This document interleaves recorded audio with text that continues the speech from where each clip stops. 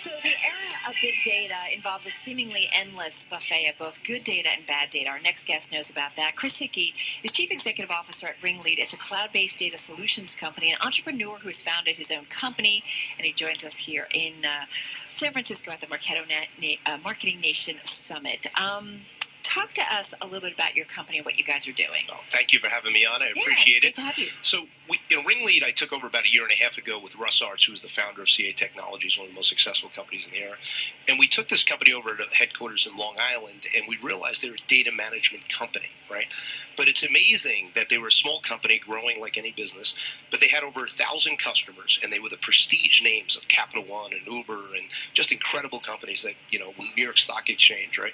And we were cleaning their data that sits within Salesforce and their marketing automation So systems. scrubbing their data. Cleaning it for duplicates, right? Enriching it to make sure that you have firmographic data and that you have contact data that's correct and that it's compliant data, right?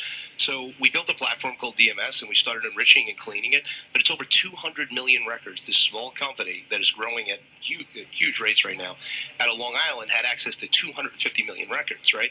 In some of the top companies around the country. Right. So the first thing I did was look, is it secure? Is the product secure? Can we be hacked?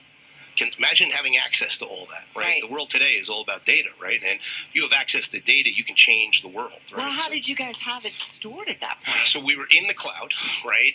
And we looked at it and we said, look, the product is in the cloud. It passed basic security tests. So Salesforce, right, is a big partner of ours. And they will make you go through a security test, but there were minimum levels of security. Coming from my security background, I hired some of the government's best testers from Maynard.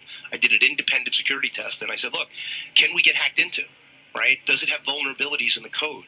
Are we updating the patches? Right? Because 75% of security attacks come from the code is built with human error. Right. And we didn't upload a patch, and the vulnerability hits, and they hack in. So when you look at the Equifax situation of 140 million records, they were attacked because they didn't download the right patch, right? It was human error, and they weren't really doing vulnerability testing to the level they needed to. They didn't do security audits. So, Chris, when you did the vulnerability testing, what did you find? Did you find that there are tons of flaws with everybody? Let me tell you something. There's a lot. You don't want to create fear because that doesn't solve the problem, right? What you want to do is create transparency. You need transparency. You need process, and you need third-party testing and validation. And that starts with the CEO. If the CEO does not take this seriously, nobody in the company will. So that's a great point for me to start asking you about the Facebook stuff. And I think, everybody's now saying, oh my God, like all my information they had access to, and look at all this stuff that could get out there, and they were allowed to do it. Are we now kind of eyes wide open when it comes to information data? And is it now, as a CEO of a company, you're not just going to do the minimum that needs to be done. Now you're saying, okay, this is much more important.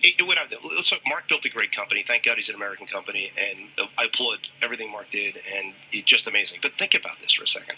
When you start the company, the business models are in conflict. Right? You didn't join Facebook like my mother did, my father did, everybody did with their pictures and everything. They say, hey, Mark. I didn't. Yeah, well, by the way, I'll tell you one thing. I didn't do it. I didn't do it either because I was there. But imagine somebody said to you, hey, Chris Hickey, you're joining Facebook and you're putting your kids' pictures up there, but I'm going to sell you data 5 years from now. Yeah, right, exactly. So that's the transparency thing, right? Because the business model is Mark makes $1 billion a quarter on advertising. He makes $12 at 1.6 billion contacts on Facebook. Right. So for every Facebook, he makes $12. Who are the advertisers? McDonald's, Home Depot, all that. So do you think that my mother, right, my father, who go up on Facebook, who can't believe they're going to share their grandchildren's pictures, it pops up a message that says, hey, Mark's going to sell you data, and we're going to get ads popped up every second. That's the transparency. So the second part is, how do you have a business model that you give something away for free, and you want the data so you can sell advertising to, right? Conflicts right away. Right. Now, they're okay to have conflicts if you're transparent and if you build security awareness in there. Like, I only want this data, right? Because, look, free is never free. Right? Did we all think that Facebook was free? No. He was eventually going to monetize it and make money. So, one, he has to put security controls in. Right, but you could... did we all think it was free? But you could have a little thing in really fine print saying, hey, by the way... That's the issue right there. So do things now change? Yeah, they have to. Because, look, transparency and messaging and making it easy people to understand what they're signing up for is important. What about every app that's out there? When you download these apps, they're taking your data. All right, so let me turn the tables because we only got about 45 seconds. Okay, got it. You guys, you are working with all these well-known companies. Absolutely. You've got to secure the data. Yep. Can we really secure it? Yeah, no. Is it 100% foolproof? No, but we can change, right? DMS, our platform, has secure data, but it's not me. I go through third-party testing. We educate our employees. 70% of mistakes are human error. So we got to educate our employees. We got to train them right. We have to have third-party testing to validate web testing, penetration testing. But look at the people around Marketo Nation. It's an amazing company. But everybody wants to be integrated into Marketo. Those are ways in. So now everybody has to be secure. Right. Right? Or you're going to get into Marketo. Right. And it has to be a secure environment. So your complete business network has to be. It has to be. Which can be tougher for smaller players. And I was, but we took it seriously because it came from the security background. So DMS is 100% security certified. But I look around the people in this room and I'm going, how many people have third-party security validation? Right. And think about the records they're managing. Overwhelming. Fun to talk with you. But it's great to talk to you. And thank you so much for having us on. Thank you. Your show's amazing, and you do a great job. Thank you. Chris Hickey, he's Chief Executive Officer at RingLead, joining us here on Bloomberg Radio.